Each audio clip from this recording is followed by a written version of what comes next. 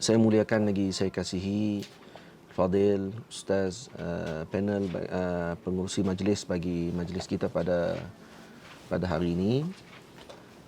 Saya muliakan seluruh staf Galeri Ilmu, tak lupa kepada Fadil Ustaz Muhadir Haji Jul, juga kepada seluruh yang mengikuti majlis kita pada hari ini. Moga-moga Allah Subhanahu Wa Taala memberikan kebaikan, menjaga kita daripada segala ujian, bala, dan dijadikan kita ini umat yang dibanggakan oleh baginda Rasulullah sallallahu alaihi wasallam. Hadirin yang dirahmati Allah Subhanahu wa taala sekalian, umat ini berada di dalam keadaan ujian yang bertimpa-timpa. Dan khususnya bila mana kita melihat kepada hadis-hadis baginda Rasul sallallahu alaihi wasallam, baginda sallallahu alaihi wasallam kan hanya mengkhabarkan tentang perkara yang akan datang. Sebaliknya baginda Rasul sallallahu alaihi wasallam memberikan panduan. Di dalam segala ucapan dan tindak tanduk baginda Rasul adalah panduan kepada umat yang baginda sangat kasihi. Karena itu disebutkan di dalam Al-Quranul Karim, laqad kana lakum fi Rasulillahi uswatun hasanah. Sesungguhnya bagi Rasulullah itu, bagi kalian adalah petunjuk dan qudwah hasanah yang terbaik. Maka hari ini kita akan bincang berkenaan dengan hadis yang telah disebutkan tadi, iaitu hadis yang telah disebutkan oleh baginda Rasul sallallahu alaihi wasallam daripada Sayyidina Amr bin al-As, Sayyidina Abdullah ibni Amr bin al-As radhiyallahu ta'ala anhuma. Kata beliau, qala sami'tu Rasulullah sallallahu alaihi wasallam yaqul, aku telah mendengar Sayyidina Rasul sallallahu alaihi wasallam. Siapa yang mendengar? Sayyidina Abdullah ibn Amr bin al-As. Kata beliau, inna Allah la yaqbidu al-ilma intiza'an yantazi'uhu min al-ibad, walakin yaqbidu al-ilma biqabdi al-ulama, hatta idza lam yubqi 'aliman ittaqadha an-nas ru'usan juhala fasu'ilu fa'aftau bighairi 'ilmin fadallu wa adallu. Qala al-Firabri haddathana Abbas qala haddathana Qutaybah qala haddathana Jarir an Hisham nahwahu. Hadirin semua, dalam hadis yang telah kita bacakan ini, yang diriwayatkan oleh salah seorang daripada abadilah arba'ah, bila mana disebutkan di dalam ilmu mustalah yang dimaksudkan dengan abadilah arba'ah, salah seorangnya adalah Sayyidina Abdullah ibn Amr bin al-As radhiyallahu ta'ala anhu. Ada 4 orang Abdullah yang muda pada zaman Nabi sallallahu alaihi wasallam yang menjadi perawi hadis dan juga alim besar di kalangan para sahabat walaupun mereka masih muda, iaitu Sayyidina Abdullah bin Amr bin al-As, Sayyidina Abdullah bin Umar, Sayyidina Abdullah bin Zubair, dan Sayyidina Abdullah ibn Abbas radhiyallahu ta'ala anhum ajma'in. Sayyidina Abdullah bin Mas'ud tidak termasuk kerana beliau minas sabiqin al-awwalin. Kerana beliau antara orang yang pertama masuk Islam, dan beliau adalah min kibaris sahabah, sahabat yang besar.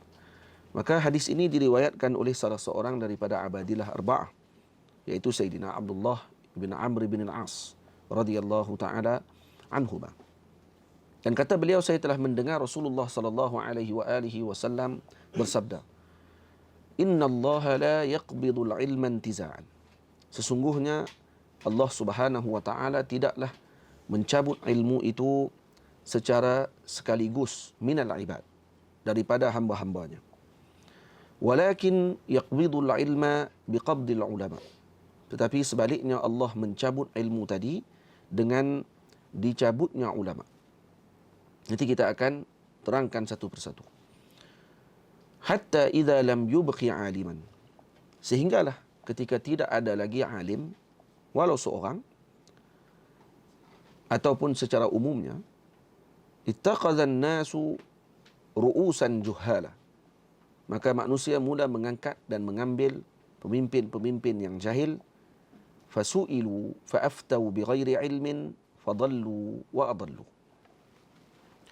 Hadirin yang dirahmati Allah Subhanahu wa taala sekalian, hadis ini menjelaskan tentang benarnya ucapan baginda Rasul sallallahu alaihi wasallam bahawa kita sekarang berada di era tersebut. Dan bila membaca hadis ini, tidak lain yang kita boleh ucapkan melainkan kita akan katakan sadaqa Rasulullah sallallahu alaihi wasallam. Benarlah ucapan baginda Rasul, wa huwa sadiqul masduq, dan baginda adalah yang paling benar pada ucapannya, yang dibenarkan oleh Allah Subhanahu wa taala, tidak tanduk dan ucapannya. Maka yang telah kita lihat pada zaman sekarang ini berlaku dengan sebenar-benarnya. Bila mana Nabi mengatakan innallaha la yaqbidul ilma intiza'an, sesungguhnya Allah tidak akan menarik ilmu itu sekaligus daripada hamba-hambanya. Maknanya di sini bahawa kita faham yang dicabut oleh Allah Subhanahu wa taala, yang disebutkan oleh baginda Nabi, perkara yang akan dihilangkan daripada umat adalah yang paling mulia. Kerana Nabi tidak menyebut perkara yang lain. Nabi tidak mengatakan innallaha la yaqbidul mal, innallaha ta'ala la yaqbidul jah. Maksudnya Nabi menyebut innallaha la yaqbidul ilm. Kenapa dikhususkan pembicaraan tentang ilmu dalam bab ini? Dan ilmu apa yang dimaksudkan oleh baginda Rasul? Kerana alif lam pada al-ilm ini alif lam lil ahdi, bukan alif lam lil istighraq. Maksudnya bukan segala jenis ilmu. Nah, tapi ilmu yang khusus. Yang dimaksudkan oleh baginda Rasul adalah ilmu al-mawruth, ilmu yang diambil daripada para anbiya alaihi wassalatu wassalam, iaitu ilmu Al-Quran, hadis Nabi sallallahu alaihi wasallam. Maksudnya ilmu-ilmu ini akan diangkat oleh Allah Subhanahu wa taala. Dan bila mana disebut innallaha la yaqbidul ilma intiza'an, tidak dicabut sekaligus. Ini dalil rahmatnya Allah Subhanahu wa taala kepada umat, sebagai peringatan, dan juga sebagai panduan dan pegangan kepada mereka ketika mana melihat tanda-tanda ini berlaku. Mereka perlu berhati-hati dan mereka perlu cepat untuk kembali kepada Allah Subhanahu wa taala dengan jalan apa? Dengan jalan yang kita akan sebutkan nanti. Maka bila disebut innallaha la yaqbidul ilma intiza'an yantazi'uhu minal ibad walakin yaqbidul ilma biqabdil ulama, tapi sebaliknya dicabutnya ilmu itu dengan matinya para ulama. Jadi di sini kita faham dengan jelas bahawa ilmu ini akan ditarik oleh Allah Subhanahu wa taala bukanlah dengan dibakarnya kitab-kitab. Ilmu ditarik oleh Allah Subhanahu wa taala dengan dihilangkan kitab-kitab ataupun dimakan bubuk kitab-kitab. Sebaliknya, ataupun yang kalau kata kita lihat dalam internet sekarang, orang heboh kalau kata Quran yang dibelinya tidak ada tulisan dalam salah satu daripada helaian Quran tersebut, maka semua pakat bimbang, takut dengan kiamat tadi berlaku. Bukan itu yang dimaksudkan. Sebaliknya, yang dimaksudkan oleh baginda Rasul adalah dengan yaqbidul biqabdil ulama, dengan matinya para ulama. Ulama yang dimaksudkan di dalam ini bukanlah alim yang umum dengan maksud siapa sahaja yang menguasai apa sahaja ilmu maka dia digelar sebagai alim. Tidak. Ulama di sini dengan makna yang khusus, iaitu ulama uddin, ulama agama Allah Subhanahu wa taala, yang mereka ini merupakan pewarisnya Nabi kita Muhammad sallallahu alaihi wasallam, yang telah disebut oleh Nabi al-ulama warasatul anbiya fa innal anbiya'a lam yuwarrisu dinaran wala dirhama walakin warasul ilm faman aqadhahu faqad aqadha bihadhin wafir. Jadi ini ulama yang dimaksudkan, iaitu mereka ini pewarisnya Nabi kita Muhammad dan para anbiya yang terdahulu dengan ilmu dan amal mereka. Mereka lah yang disebut sebagai maurusul haqiqi, maurusul nabawi, yang mewarisi ilmu yang hakikah dan mewarisi ilmu nabawi yang menjadi panduan kepada umat. Mereka inilah yang juga disebutkan oleh Allah Subhanahu wa taala, innama yakhsyallaha min ibadihil ulama. Oh, sesungguhnya yang hanya takutkan Allah Subhanahu wa taala adalah golongan ulama. Ini yang dimaksudkan dengan perkara tersebut. Maka bila mana wafatnya mereka ini, diangkat diri mereka oleh Allah Subhanahu wa taala, bermaksud Nabi ingin maklumkan dengan secara tidak langsung, wahai umat, kalaulah matinya ulama, Ini yang patut kamu bimbangkan. Bukan dengan hilangnya kitab. Kerana yang disebut walakin yaqbidul ilm biqabdil ulama. Nabi tidak kata walakin yaqbidul ilm biqabdil kutub. Maka ditariknya ilmu tadi dengan ditariknya kitab-kitab. Kerana kitab akan ada. Cuma siapa yang akan membaca dan juga mengeluarkan faedah serta panduan daripada kitab-kitab yang telah ditinggalkan, tulisan-tulisan turas yang telah ditinggalkan oleh para ulama kepada umat ini sebagai panduan, kalau para ulama yang sebenar ini telah kembali kepada Allah Subhanahu wa taala. Karena itu apa natijahnya setelah wafatnya para ulama yang akan berlaku disebutkan oleh baginda Nabi, hatta idza lam yubqi aliman, sehingga ketika mana tidak ada lagi orang alim pada ketika itu, atau berkurangnya alim pada ketika itu. Macam mana kita boleh sebut berkurangnya alim? Kerana ada hadis Nabi SAW yang sedia kita maklum bahawa baginda Rasul mengatakan bahawa la tazalu ta'ifatun min ummati zahirina 'alal haqq hatta ya'tiyahul yaqin. Dan ada hadis Nabi yang mengatakan akan sentiasa di kalangan umatku ini yang sentiasa menunjukkan ataupun membenarkan ataupun menzahirkan kebenaran. Apa maksud taifah di situ? Para ulama berbeza pandangan. Al-Imam An-Nawawi rahimahullahu taala mengatakan bahawa taifah tersebut akan sentiasa ada taifah, kelompok di kalangan umatku. Maknanya di kalangan mujahidin, sebahagian ulama mengatakan. Sebahagian ulama lagi mengatakan minal muhaddithin. Sebahagian ulama lagi mengatakan minal fuqaha. Dan ada hadis lagi yang lain menyebutkan idza fasada ahlus syam fala khaira fikum. La tazalu ta'ifatun min ummati mansurin la yadurruhum man qadalahum hatta taqum as-sa'ah. Bila mana rosaknya ahlus syam, maka tidak ada lagi kebaikan kepada kalian wahai umatku. Maka maksudnya mi'yar ataupun penanda aras kepada umat ini adalah dilihat kepada ahli Syam. Ahli Syam yang dimaksudkan di sini adalah kelompok yang berada di Lubnan, yang berada di Palestin, yang berada di Syria dan juga yang berada di Jordan. Nah, iaitu kawasan yang melingkupi kawasan tersebut, meliputi kawasan tersebut adalah kawasan yang disebut sebagai Asy-Syam. Maka kata Nabi SAW, idza fasada ahlu syami fala khaira fikum. Maka penanda aras umat ini adalah dilihat kepada Syam. Karena itu kita melihat keadaan yang berlaku di negara Syam sekarang ini, sama ada di Syria, sama ada di Lubnan, sama ada yang berlaku di Jordan dan juga yang berlaku di Palestin sekarang ini. Ini adalah tanda kepada apa yang telah disebutkan oleh baginda Rasul SAW. Tapi adakah rosak tadi dengan makna rosak bangunan mereka? Tak. Waktu disebut la tazalu ta'ifatun min ummati mansurin. Akan sentiasa ada di kalangan umatku ini yang dibantu oleh Allah. La yadurruhum man qadalahum. Tidak akan menjadi mudarat kepada mereka golongan yang merendahkan dan juga yang bermain-main dengan mereka hatta taqum as-sa'ah. Maknanya sampai hari kiamat akan ada kelompok mansurin. Allah Subhanahu wa taala kasih kepada umat baginda Rasul, tidak dibiarkan umat ini dalam keadaan kosong. Itu kalau kita baca dalam hadis berkenaan dengan tanda-tanda akhir zaman dan sebelum berlakunya kiamat yang besar, apa yang telah Allah Taala sebelum berlakunya mahsyar, Allah Taala akan utuskan angin yang akan mencabut nyawa umat Nabi Muhammad ini yang beriman kepada Allah, dan kemudian mereka akan mati semuanya. Kemudian barulah berlakunya kiamat yang menggerunkan tersebut, yang hanya dilihat oleh kelompok yang bukan Islam, yang tidak beriman kepada Allah Subhanahu wa taala. Kenapa? Karena kita umat yang beriman. Kita umat yang telah beriktikad dengan adanya hari kiamat. Maka orang yang beriman dengan hari kiamat, Allah Subhanahu wa taala mencukupkan dengan mereka dengan i'tiqad tersebut tanpa perlu melihat dengan apa yang akan berlaku pada ketika itu. Nah, yang mana bumi akan dilipat, nah, langit akan digulungkan.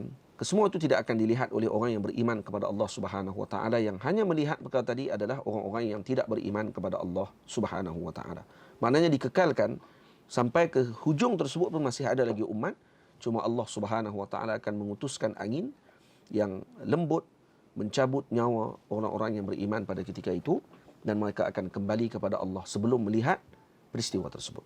Sebab itu Bila mana kita ceritakan tentang hadis hatta idza lam yubqi aliman, sehingga tidak kekalnya alim. Maksudnya tidak ada alim langsung? Tak, bukan tidak ada langsung. Ada, kerana disebut dalam hadis yang lain. La tazalu ta'ifatun min ummati zahirina 'alal haqq.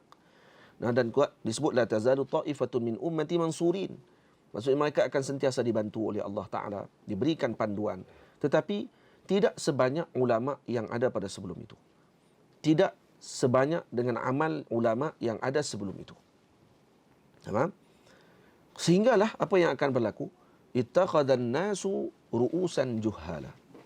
Sehinggalah manusia akan mengangkat pemimpin-pemimpin yang jahil. Pemimpin apa yang dimaksudkan di sini? Adakah pemimpin politik? Adakah pemimpin yang akan memimpin negara semata-mata? La. Buktinya disebut oleh Nabi, fasu'ilu fa'aftau bighairi ilmin. Tengok. Mereka ditanyakan soalan, maka mereka berfatwa tanpa ilmu, fadallu wa adallu. Maka kita faham di sini bahawa yang dimaksudkan dengan pemimpin di sini adalah pemimpin agama, iaitu alim yang dilantik, ataupun qadi, ataupun mufti, ataupun bagaimana yang telah membimbing umat ini, dilantik di kalangan orang-orang yang jahil, sehingga mereka menyampaikan bukan dengan ilmu yang sebenar, disampaikan dengan nafsu dan juga apa yang mereka ada dalam keinginan mereka. Fa'aftau bighairi ilmin fadallu wa adallu. Mereka sesat dan mereka menyesatkan orang lain. Hadirin semua, bila mana disebut ru'usan juhala, di sini kita faham bahawa ar-riasah ad-diniyah ataupun kepimpinan dalam agama ini adalah yang paling mulia. Karena itu disebutkan oleh Nabi, ittakhadhan nasu ru'usan juhala, dalam bab ilmu. Maksudnya umat dalam keadaan yang tahayyur, dalam keadaan yang hairan, dan juga dalam keadaan yang terpinga-pinga. Siapa nak cari ni? Ulama mana kita nak kena jumpa? Jadi akhirnya mereka hanya melihat dan juga memerhatikan apa yang ada di keliling mereka. Kalau tidak dibaca dan tidak difaham hadis ni dengan baik, maka orang akan jadi terpinga-pinga dalam mencari ulama yang sebenar. Jadi kerana itu panduan yang disebutkan oleh baginda Rasul sallallahu alaihi wasallam, alaikum bisawadil a'zam. Hendaklah kalian bersama dengan kelompok yang ramai, kelompok yang banyak di kalangan umat Nabi Muhammad sallallahu alaihi wasallam, dan jangan tertipu dengan kelompok yang menggunakan hadis dengan cara yang tidak betul. Contohnya digunakan hadis ini akan dimulakan balik, bada' li islamu gharibun fasayaudu ghariban kama bada' fatuba lil ghuraba. Kata hadis Rasulullah sallallahu alaihi wasallam, atau kama qal, Islam itu bermula dengan gharib, dan kemudian akan kembali asing pada zaman ini. Dan kemudian disebut oleh Nabi, fatuba lil ghuraba, maka beruntung kepada orang-orang yang asing pada ketika tersebut. Jadi ada sebahagian kelompok yang menggunakan hadis ini mengatakan bahawa kita ini kelompok yang sedikit, tidak ramai, maka hendaklah bersama dengan kelompok tadi, kerana Nabi mengatakan kelompok inilah yang beruntung. Sedang hakikat hadis tersebut disebutkan tentang muslimin, Islam secara umumnya. Cuba baca hadis tu elok-elok. Nah, bada'al islamu gharibun. Islam itu bermula dengan gharib. Fasayaudu ghariban kama bada'. Akan kembali gharib Islam tersebut. Bukan muslimin, Islam. Dan kemudian apa yang akan berlaku? Fatuba lil ghuraba. Beruntunglah kepada ghuraba. Bila Islam disebut sebagai gharib, siapa ghurabanya? Muslimin. Maknanya fatuba lil muslimin. Golongan muslimin pada waktu sekarang ini adalah golongan ghuraba tersebut. Maka gharib dalam semua urusan. Nah, malah mereka ini orang-orang yang dianggap asing. Nah, dianggap asing, dianggap jauh. Kerana apa? Kerana nak menyampaikan dan juga menyebarkan Islam ini seperti mana yang telah ditunjukkan oleh baginda Rasul sallallahu alaihi wasallam, sebagaimana yang telah ditunjukkan oleh para salafus salih yang terdahulu, yang sudah tentu gharib. Sebahagiannya jadi gharib kepada golongan muslimin sendiri. Dan kita tidak asing tentang perkara tersebut. Sufi, para ulama sufi pada zaman dahulu adalah sulbil Islam. Sufi adalah amalan dan juga kelompok yang mana berada di dalam kelompok muslimin. Tetapi akhir zaman ini mereka menjadi gharib, sehingga dipandang golongan sufi seperti golongan yang sesat daripada jalan agama Allah Subhanahu wa taala. Malah dipandang sufi ini sebagai kelompok yang jauh daripada agama Allah. Mereka yang gharib sebenarnya dipandang gharib oleh sebahagian umat sendiri. Bahawa mereka menganggap bahawa ini tidak ada dalam Islam. Seakan-akan begitu. Tapi kemudian setelah mereka mengetahui sedikit demi sedikit, maka mereka mula menyebut kembali bahawa yang kami maksudkan adalah sufi yang sesat, bukan sufi yang benar dan sebagainya. Itu pun telah salah pada istilah. Kerana sufi tidak ada yang sesat. Yang sesatnya adalah mutasawwif, bukan sufi. Maka ini perkataan menunjukkan kepada kejahilan, kepada keburukan sarirah, dalaman mereka yang ingin menyesatkan dan juga menjauhkan umat ini daripada jalan kebenaran. Fadallu wa adallu. Maka ini yang disebut oleh Rasulullah sallallahu alaihi wasallam. Karena itu Nabi mengatakan panduan yang besar. Nah, alaikum bisawadil a'zam. Hendaklah kalian bersama dengan kelompok yang ramai. Ini adalah kelompok yang akan diselamatkan oleh Allah. Karena disebut dalam hadis Nabi bahawa Nabi sallallahu alaihi wasallam mengatakan bahawa la tajtami'u ummati 'ala dhalalah. Nabi mengatakan umatku tidak akan berkumpul di atas kesesatan. Ini hadis yang kita bacakan ini, gabungan hadis-hadis ini memahamkan kepada kita bahawa umat atau kelompok yang ramai ini tidak akan disesatkan sama sekali oleh syaitan. Nah, dan kerana itu syaitan disebutkan dalam hadis, aisuna, syaitan akan berasa putus asa untuk menyesatkan umat Arab. Nah, jadi apa yang mereka akan lakukan? Syaitan akan lakukan apa? Syaitan akan menyebarkan yatanafas. Maksudnya yatanafasuna bainahum. Maksudnya diletakkan dalam hati mereka perasaan ingin berlumba-lumba dan berpecah belah sehingga menyebabkan umat ini terpecah. Jadi syaitan tidak akan lagi menyebarkan tentang syirik kepada umat. Syaitan tidak akan menyebarkan tentang perkara-perkara yang akan menyebabkan umat ini jauh daripada Allah. Sebaliknya, menyebarkan dan meletakkan dalam hati umat ini dengan kecintaan kepada dunia dan juga menjauhkan umat ini daripada panduan mereka, iaitu alim ulama yang memahami Al-Quran dan hadis dan jalannya para salafus salih yang terdahulu. Karena itu disebut dalam hadis baginda Rasul sallallahu alaihi wasallam bahawa syaitan telah putus asa untuk menyesatkan kamu bangsa Arab. Maka mereka akan menyesatkan kamu dengan cara meletakkan pergelutan kepada kalian dan juga akan meletakkan perasaan cinta dunia kepada kalian dan akhirnya menyebabkan kalian akan berperang sesama kalian dan akhirnya umat ini berpecah. Dan ini yang digemari dan disukai oleh syaitan. Dan ini dilakukan dan diambil jalan ini oleh sebahagian umat Nabi Muhammad sallallahu alaihi wasallam. Nabi sendiri menyebutkan bahawa baginda tidak bimbang dengan syirik. Inilah akhwafu ala ummati syirk. Aku tidak bimbang umatku melakukan syirik. Sebaliknya di kalangan umat sekarang ni, yang mereka lebih bimbang kepada umat adalah dengan syirik kepada umat. Sedangkan Nabi sendiri tidak bimbang. Nabi lebih bimbang umat ini takutkan mati dan juga takutkan dengan berlakunya tanafus. Maksudnya berlaku pertembungan dan pergelutan mereka terhadap dunia. Itu yang dibimbangi oleh Rasulullah sallallahu alaihi wasallam. Maka sebahagian kelompok di kalangan umat Rasulullah ini mereka bimbang lebih daripada Rasulullah. Jadi kalau difaham dengan itu, kalau kita ikut betul apa yang disebutkan oleh baginda Rasul, maka kita sudah pasti akan mendapatkan panduan. Hadis-hadis yang kita bacakan tadi. Alaikum bisawadil a'zam. La tajtami'u ummati 'ala dhalalah. Dan kemudian umat Nabi Muhammad sallallahu alaihi wasallam ini, mereka ini sentiasa bersama dengan kelompok yang ramai. Mereka tidak akan berpecah ketika mana mereka mengikuti dengan ijma'nya para ulama dan mereka bersama dengan kelompok tersebut. Maka insya-Allah kita akan mendapatkan panduan. Tak akan kita mengangkat ru'usan juhala. Tapi ketika ditinggalkan perkara tersebut, umat mula akan mengambil ru'usan juhala. Dan mereka akan mula bermain-main dengan hadis Rasulullah sallallahu alaihi wasallam. Dan malah mereka pula menuduh kepada para ulama dan alim yang beramal dengan hadis baginda Rasul, yang menyampaikan hadis kepada umat Nabi Muhammad sallallahu alaihi wasallam, bahawa mereka ini mempermainkan hadis Rasulullah sallallahu alaihi wasallam.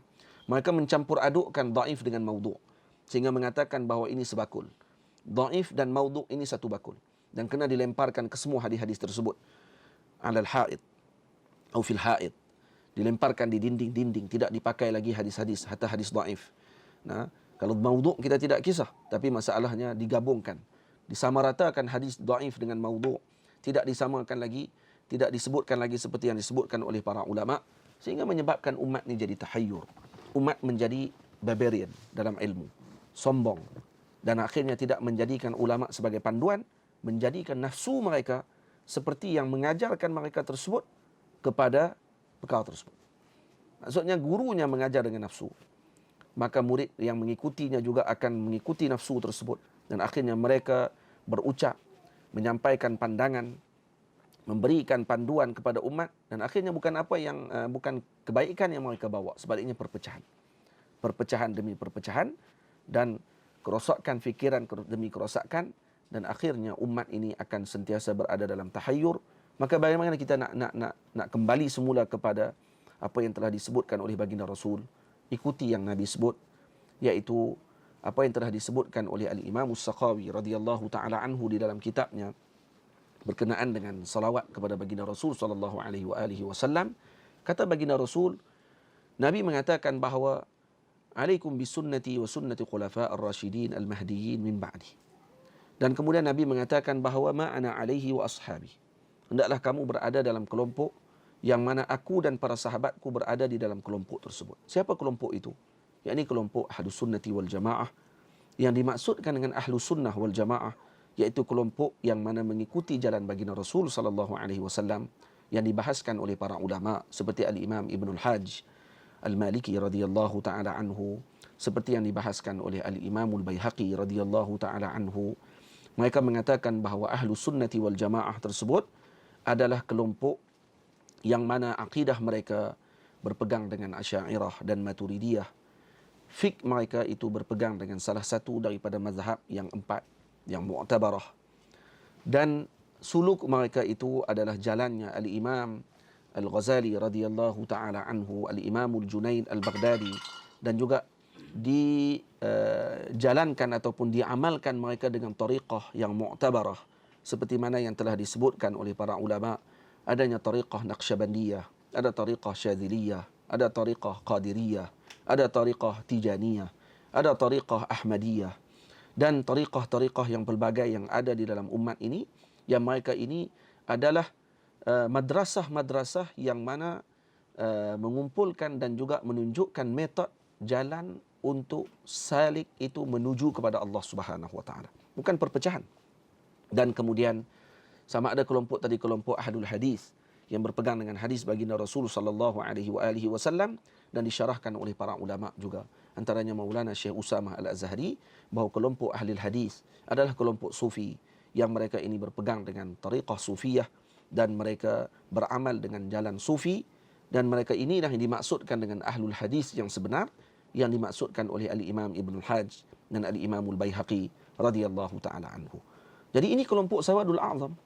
Dan kalau dibuat kajian seperti mana yang telah disebutkan dalam sebahagian tulisan para ulama, antaranya yang telah disebutkan oleh Syekh Abu Bakar Ahmad radhiyallahu hafizahullahu taala, mufti kerajaan India sekarang, guru kami yang mulia, beliau mengatakan bahawa bila mana diitlakkan dengan lafaz Ahlus Sunnah wal Jamaah, maka akan yansarifuz zihn, otak kita dan fikiran kita akan terus berpandang dan melihat kepada kelompok Al-Asy'ariyah dan Al-Maturidiyah. Bila mana disebutkan kelompok Al-Asy'ariyah pada zaman sekarang, maka ia dimaksudkan sekali dengan Maturidiyah.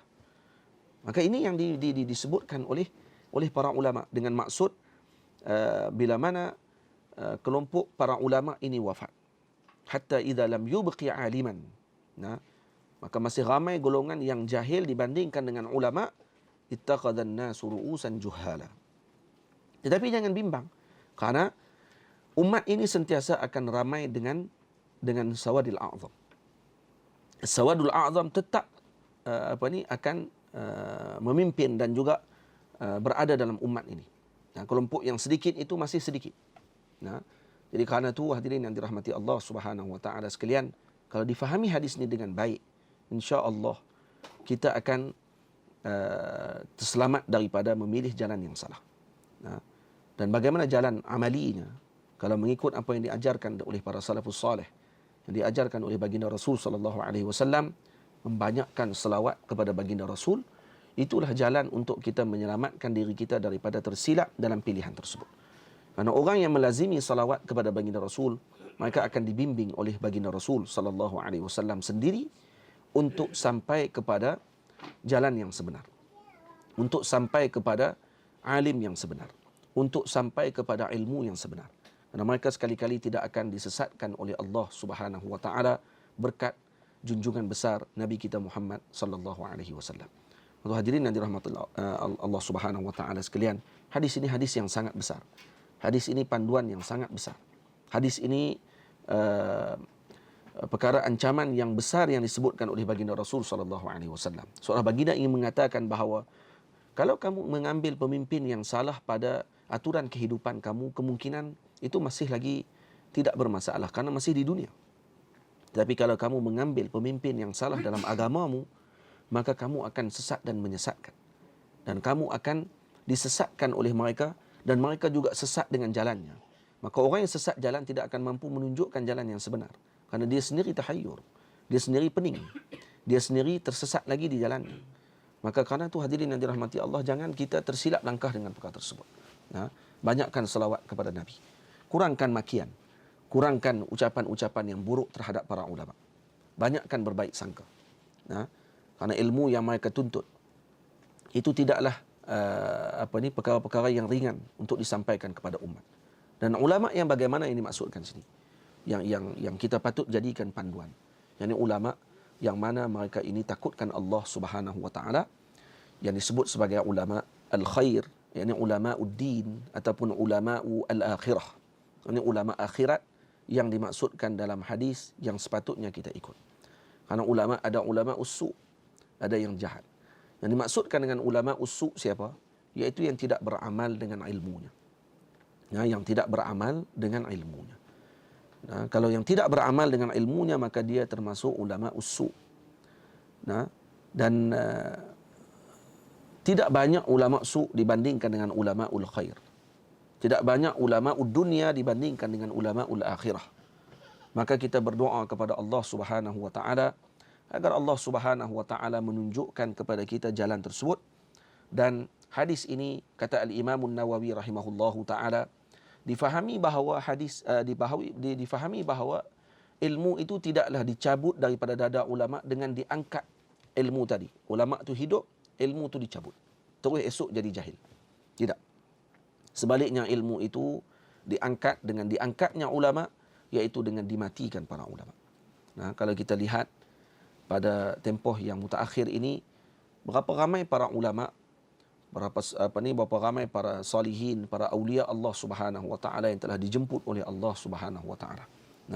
Yang bukan kecil, yang bukan ilmu mereka ini ilmu yang biasa-biasa, tapi mereka telah dijemput oleh Allah Subhanahu wa taala kembali kepada Allah, membenarkan apa yang disebutkan oleh Nabi sallallahu alaihi wasallam, walakin yaqbidul ilma biqabdil ulama. Maka pada ketika itu umat ini akan mula tersalah dalam pilihannya, dan ketika masih ramai lagi ulama tersebut pun ada yang telah tersesat jalannya. Kenapa jadi begitu? Karena kata para ulama, tidak berlaku perkara tersebut melainkan dengan su'us sarirah atau qubsus sarirah, buruknya dalaman seseorang tersebut, busuknya dalaman seseorang tersebut menyebabkan orang tadi masih lagi dalam keadaan tersebut. Jadi kerana itu bersihkan hati kita, dan tidak ada jalan ubat yang paling terbaik untuk kita mendekatkan, dan juga madrasah yang paling mendekatkan kita dengan jalan tersebut melainkan dengan madrasah sufiyah, para ulama sufi yang menunjukkan jalan yang kita sebutkan tadi. Karena itu Al-Imam Al-Ghazali radhiyallahu taala anhu mengarang Ihya Ulumuddin untuk memimpin umat akhir zaman ini kepada Allah Subhanahu wa taala dengan jalan yang terperinci susunannya.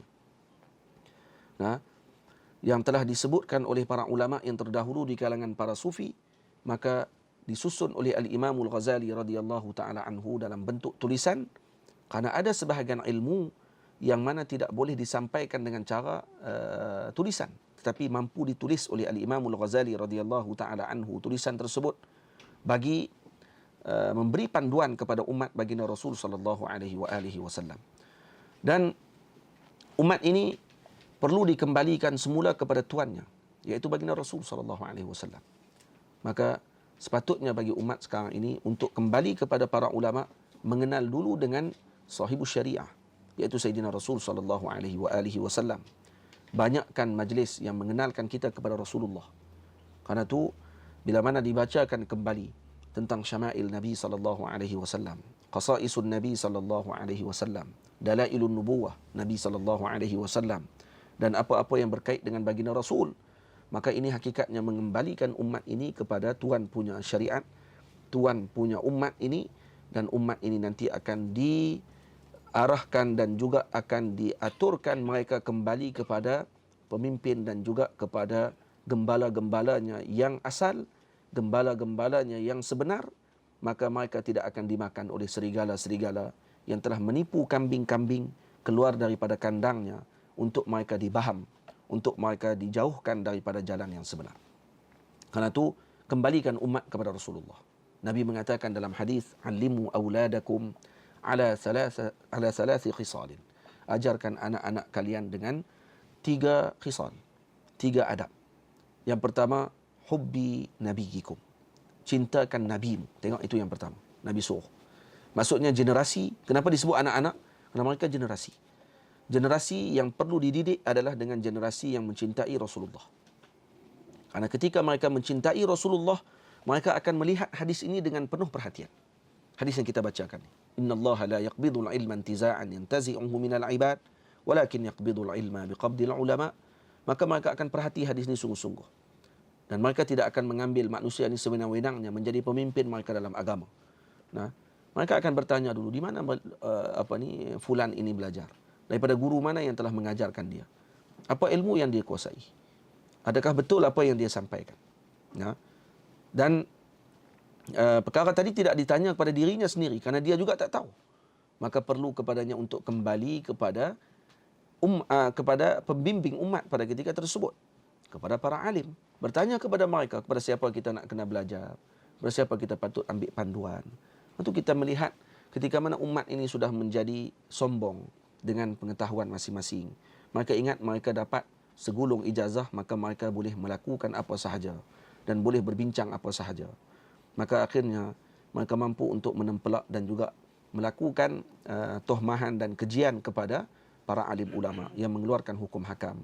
Malah lebih mengambil sikap tidak mahu memahami dan juga berbaik sangka dan bertanya sendiri kepada para alim tersebut, sebaliknya meletakkan buruk sangka dan persepsi, dan akhirnya menyebarkan kebencian kepada para ulama. Dan inilah yang diinginkan oleh syaitan dan para kuncunya.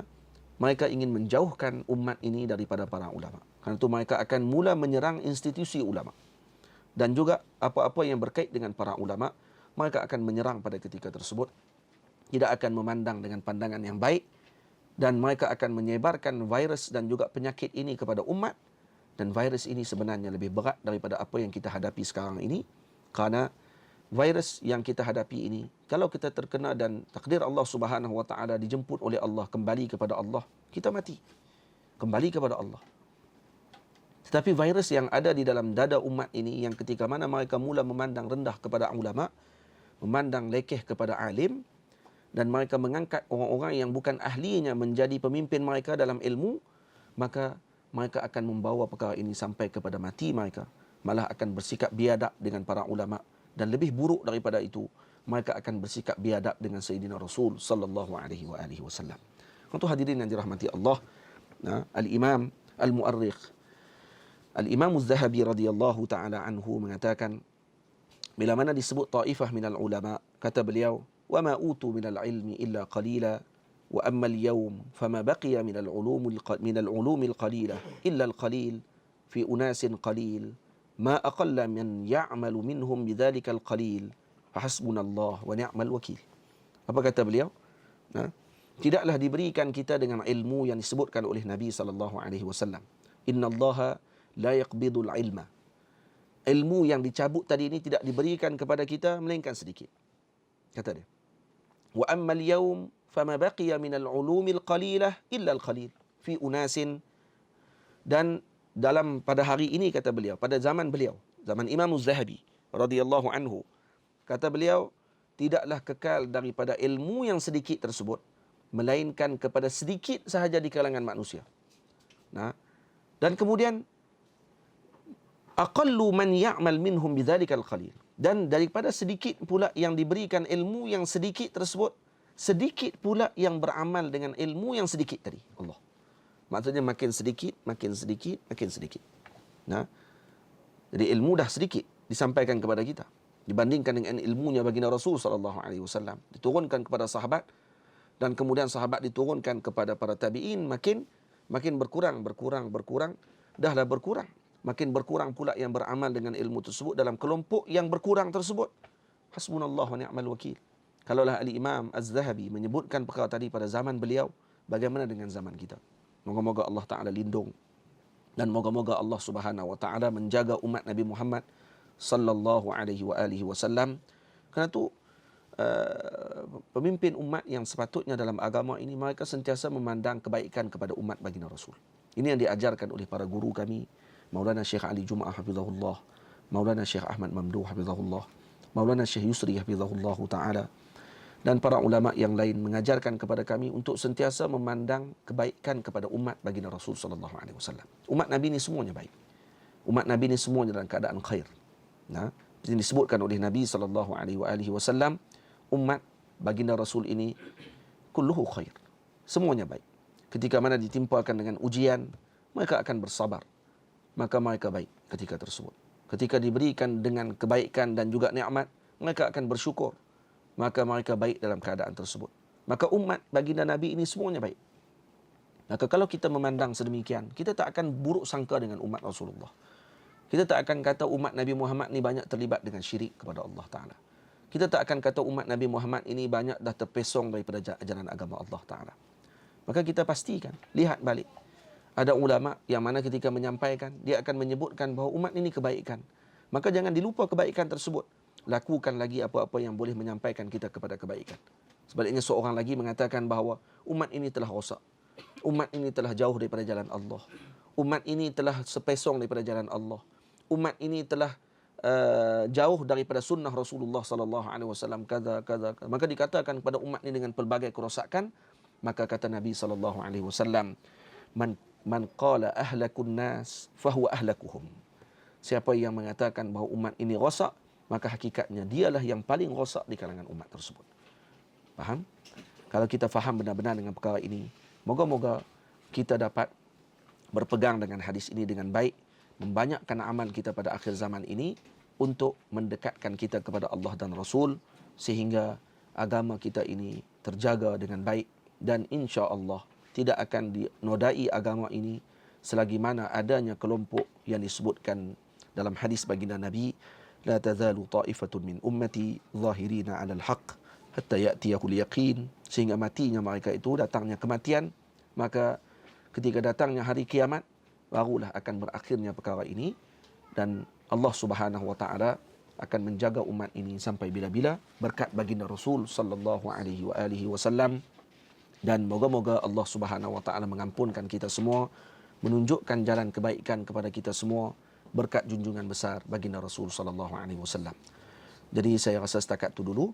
Moga-moga kita dapat mengambil faham dan manfaat daripada perbahasan kita pada hari ini, dan semoga kita dapat menambahkan ilmu pengetahuan bagaimana memahami hadis baginda Rasul dengan sebenarnya, dan juga seperti yang telah ditunjukkan oleh baginda Rasul sallallahu alaihi wasallam. Saya serahkan kembali kepada pengerusi majlis.